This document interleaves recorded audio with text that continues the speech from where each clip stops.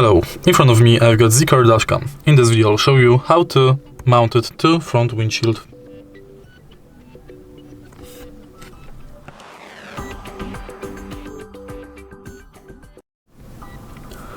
In order to mount your dashcam to front windshield, firstly remove this sticker. Make sure that front windshield is cleaned and degreased, and next adjust the position. Install mount to the camera like this and then push it. And now use the suction tool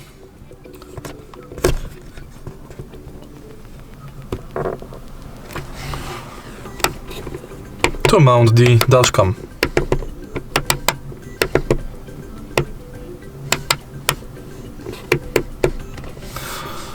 And that's basically it.